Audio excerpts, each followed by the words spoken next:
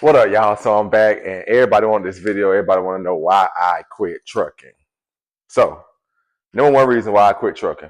My journey is different from everybody else, so I'm not here to deter anybody from trucking, turn anybody down from trucking. Trucking is a great career. It's a great tool for people that want to use it. Just because you decide to do something different with your life doesn't mean you weak-minded or is only for the strong, like the super trucker say. That's their passion. That's not my passion. Let me just put that out there. But anyway, I quit trucking because I started off with a truck already. I quit trucking because when I started off different. I already bought a truck. I was a pipe welder previous. So I already had my own thing going. I already had me some money. I bought a truck. I bought a truck before I had a CDL. My plan was to put a brother of mine in the truck. It did not work. I ended up getting the truck, starting my own authority, and I made good money. So see, I started off with an authority, went to the oil field, went over the road, pulling a dry van. I averaged about $8,000 to $10,000 a week. After expenses, my insurance was high. After all that, I would profit $5,000 to $6,000 every week. This is no games.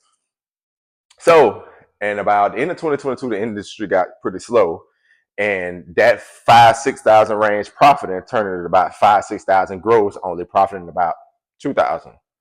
So it's not say people be like, well, damn, 2,000, 3,000, that's a lot of money. It's not really when you have overhead. So if you blow a tire out on the side of the road or anything, for people that don't know, if you own your own truck, you got to pay for that out of pocket. There's no company coming to save you. So most of the time, that can be from $700 to $1,000, depending on where you at and what kind of tires you got. If you have any kind of mechanical issue, what you're going to run into, you got to pay for that. You got to pay taxes, and there's just a lot of little things you got to pay, permits, and dealing with DOT when you running your own truck, especially when you're a minority trucking company. You know they're gonna pick on you. So you have to try to profit the most, and profiting $2,000 to $3,000 a week is really not worth it. You can do that at a job. So that's just my take on that. That was not worth it to me. I came home to work at the port, lease under another company at the port, closed my authority down. When I leased on another company at the port, I was home every night and I was getting a paycheck, 1099, and it was probably around $2,800 a week. That was good and okay for me because I owned my truck. I had no truck payment and everything came out before the 2,800, insurance, diesel, everything. So I was home every night making $2,800 a week. That was good to me. Everybody got the same idea because the rates were so suck on the road. So everybody came home to the port as well. And that kind of got congested and the rates drove down there as well. So it went from there to making about $1,800 a week average. And sometimes you don't even work during the week because it's so many people and, everybody taking everything for pennies. So I parked my truck and I decided to drive company, get my hazmat and to drive company tanker for QC. Fast forward to make a long story short, I drove company tanker for QC for about 3, 4 months, and y'all, that was my first time driving a company. It is just not for me, and maybe for other people, but it's just not for me. For one, the money was not enough. For two, it's dangerous. For three, the communication with the higher ups is kind of crazy, and I feel like sometimes I would be sitting there 3 or 4 days without a load or with the same load because they messed up on their end, and I don't feel like I was getting compensated for my time as I should be. And another thing too about QC, I was gonna spam, but I'm not because somebody might be watching this. They say, "Don't you make more money pulling tankers?" Yes, I assume you do make more money pulling hazmat tankers, but I didn't. I don't know about any other company, but I'll tell you about my experience with QC. I came in at 75 cents per mile loaded, 73 cent per mile unloaded. Right, so most of the time, I spent my time sitting at the tank wash for 2 days.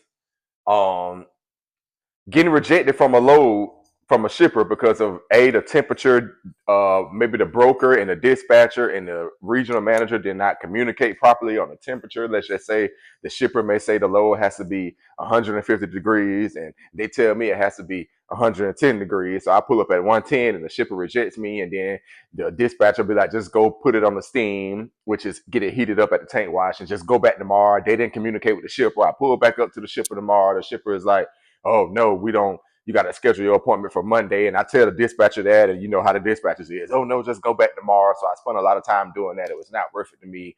Uh, they don't listen to anything you tell them because they think you're just a dumb trucker, and you really not getting compensated too much on your time for that. So if you're not running miles, you're not making money. So I ran probably an average of 2,000 miles a week at 75 cents. You do the math. That's how I don't understand everybody saying they're making hundreds of thousands of dollars. But anyway, another thing is I was always my own boss, so you have to put in your home time 2 weeks ahead of time with them, which I found that out the hard way because I told the guy, and he said okay, but then when it came time for my home time, he was still trying to send me across the country, and I was like, hey, I told you my home time. He was like, oh no, you got to go put it on the tablet 2 weeks ahead of time. So I did that, stuck out there another 2 weeks. I had already been out there about 3 weeks. Did that when it got close to my home time, that I had to be home for a trip. The day before, he was trying to send me back to Pennsylvania. Mind you, I live in Houston. So I said, hey, what's up with my home time? Oh, you got to give us 3-4 days after your 2 weeks. So now we got another thing they done bought us. So now I'm pissed. I ended up missing my flight, missed my trip. And yeah, they don't care about your home time. Then when I get home, I'm already mad about that. Now I'm missing a whole nother day because I'm sitting there for a whole nother day at home trying to get unloaded.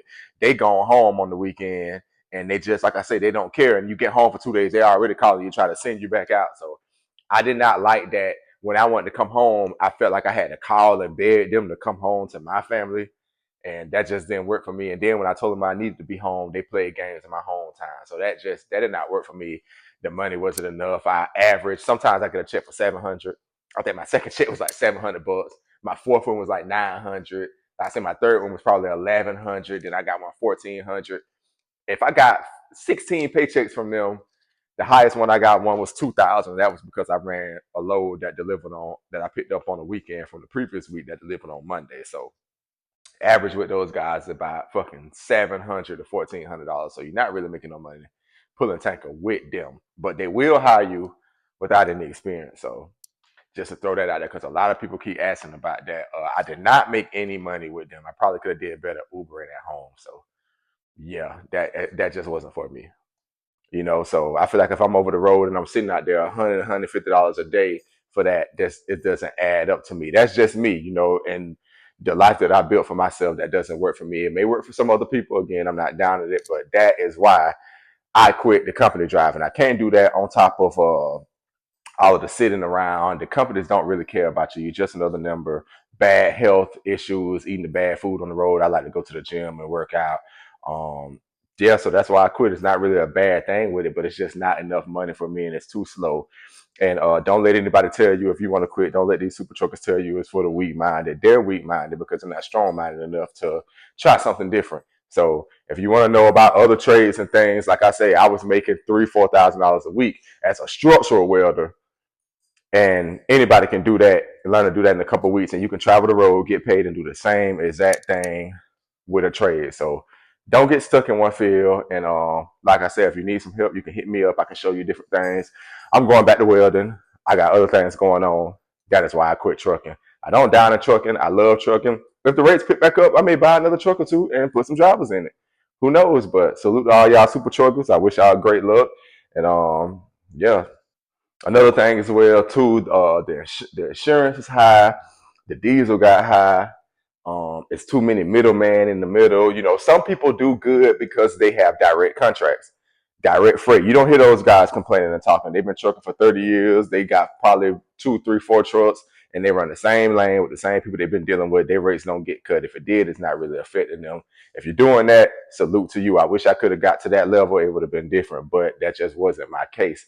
I was running off load boards and I was dealing with brokers that I had knew that I made a connection with, and it just wasn't worth it. So yeah, that's why I got out of it. And company driving is not for me at all. You know what I mean? So yeah, you can make the same thing here, company driving over the road, as you can make tankers driving for the company I drove with. I don't know about other companies.